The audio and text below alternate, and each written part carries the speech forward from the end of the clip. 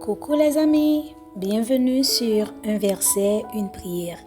Si tu entends ces mots, c'est que Dieu voulait que tu sois ici, maintenant. Chaque verset est un message pour ton âme, chaque prière un souffle de renouveau. Abonne-toi et laissons ensemble la parole divine transformer nos cœurs. Le verset d'aujourd'hui se trouve dans le livre des Psaumes, le chapitre 126, le verset 5. Ceux qui sèment avec larmes moissonneront avec chant d'allégresse. Les saisons humides sont favorables au semail.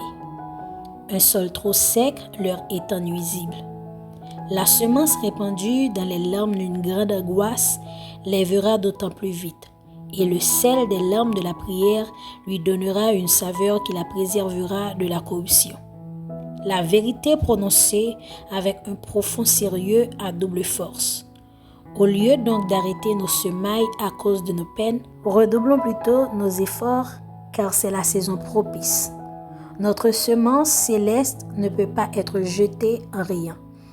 Une tristesse et une angoisse profonde pour les âmes sont un accompagnement de l'enseignement sacré plus profitable que tout ce qui sera dit avec légèreté. Nous avons entendu parler d'hommes partant pour la guerre, le cœur gai et qui ont été battus. Il en est en général de même de ceux qui sèment de cette manière. Ne t'inquiète donc pas si c'est en pleurant que tu portes ta semence, mais continue à la répandre, car tu as la promesse de revenir avec un cri de joie. Bientôt tu moissonneras. Toi-même, tu verras le résultat de ton travail. La mesure que tu recueilleras sera si abondante que ta joie en débordera aussi et te dédommagera de la maigre récolte, produit d'un travail qui ne t'aurait rien compté. Si dans tes yeux perlent les larmes argentées, pense à la moisson dorée. Supporte bravement les épreuves et les désappointements. Le jour où tu verras tes gerbes sera pour toi une ample récompense. Sur ce, prions le Seigneur. Seigneur Dieu, amour et bonté, je te bénis pour ma vie. Je te loue pour tout ce que tu fais pour moi.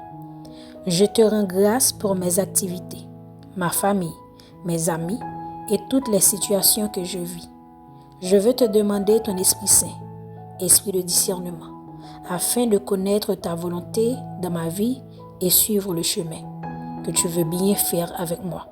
Seigneur, je ne veux pas me soucier de ma vie de tous les jours. Je veux juste vivre le temps présent, sûr que tu peux et que tu feras l'impossible pour moi, car avec toi, tout est possible. Viens au secours de ma faiblesse, me donner la force de vivre simplement le temps présent et n'attendre tout que de ta grâce. Je veux donc te confier les désirs de mon cœur afin que tu purifies et que je laisse ta volonté agir dans ma vie.